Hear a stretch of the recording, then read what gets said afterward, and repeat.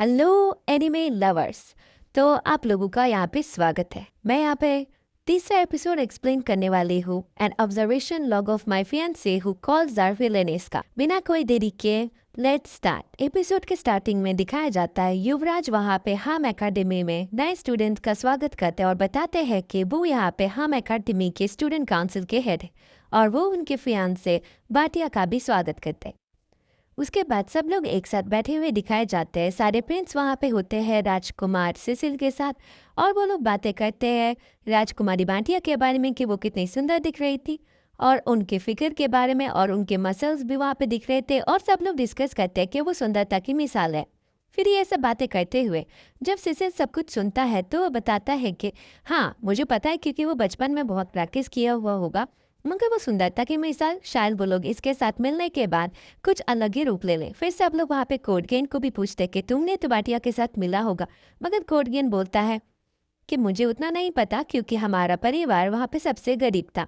फिर वहाँ पे राजकुमार से सिल बताते हैं कि वो मिलने जा रहे हैं बाटिया के साथ। फिर सब लोग मिलने के लिए जिद करते हैं कि बोलते हैं कि हमें अगर मिलना है तो पहले ही मिलने जाना चाहिए। फिर वहाँ पे शॉन जो होता है सिसिल का छोटा भाई, वो रिक्वेस्ट करता है और उसकी हंसी जो होती है एंजल की हंसी होती है और सब सिसिल के से हंसी से डरते हैं। फिर सब लोग जब मिलने जाते हैं रास्ते में एक लड़की भागते हुए जाती है एक पंछी की तरफ और राजकुमार वहाँ पे बताते हैं कोडगेन को कुछ जो हमें सुनाई नहीं देता एक्चुअल में। फिर वहाँ से सीन यहाँ पे शिफ्ट होता है। दिखाया जाता है कि बाटिया को राजकुमार से सिल बुलाते हैं और वहाँ पे बाटिया सबको देख के चौंक जाती है कि काउंसिल के सारे मेंबर्स भी आए हुए हैं।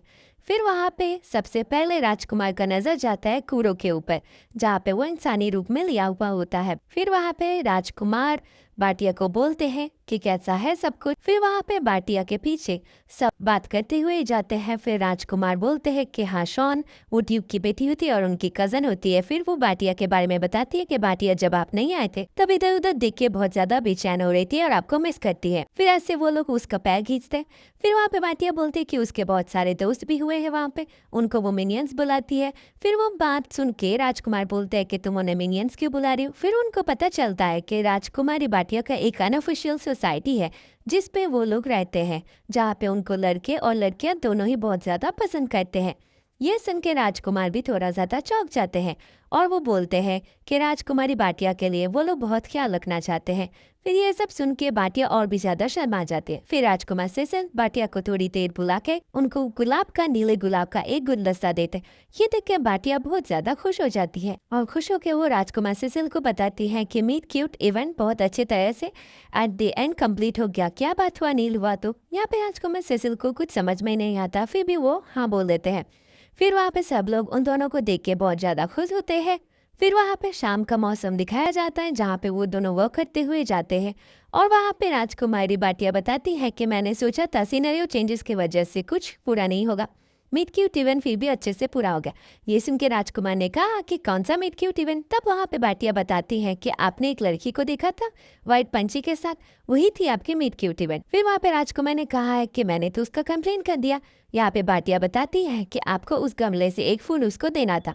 यहाँ पे राजकुमार उससे माफी मांगते हैं, मगर बाटिया बोलते हैं कोई बात नहीं क्योंकि आपने तो अपनी तरह ही किया है, उससे कुछ फर्क नहीं पड़ता।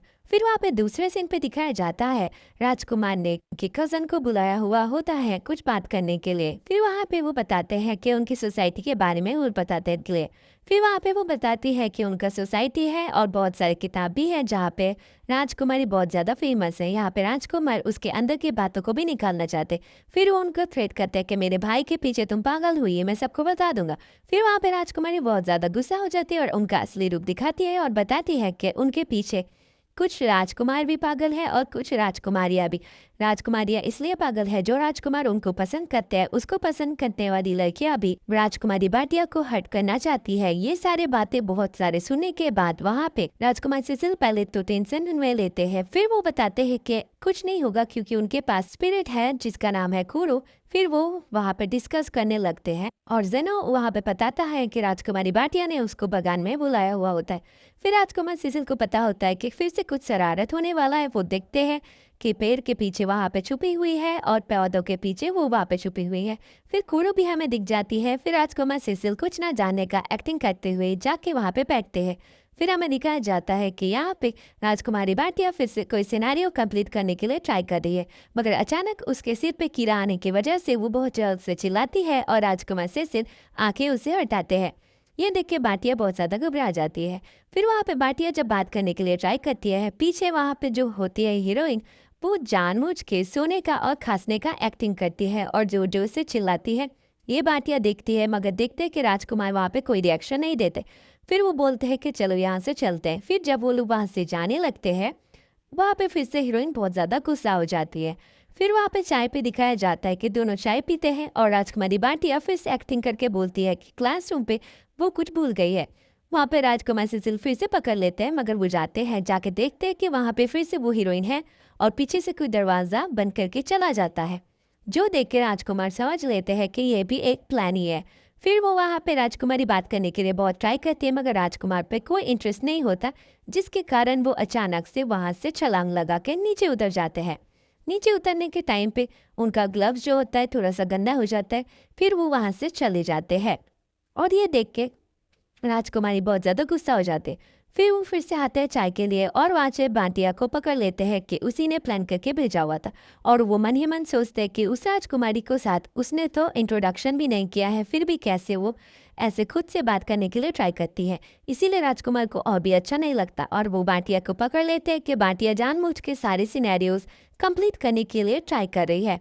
फिर राजकुमार के मन में कुछ अजीब सा एहसास होता है जो वो पूरा बयान नहीं कर पाते और इसी तरह चाय के पीते पीते हमारा थर्ड एपिसोड यहीं पे खत्म होता है। Thank you for watching. Stay tune for the next episode.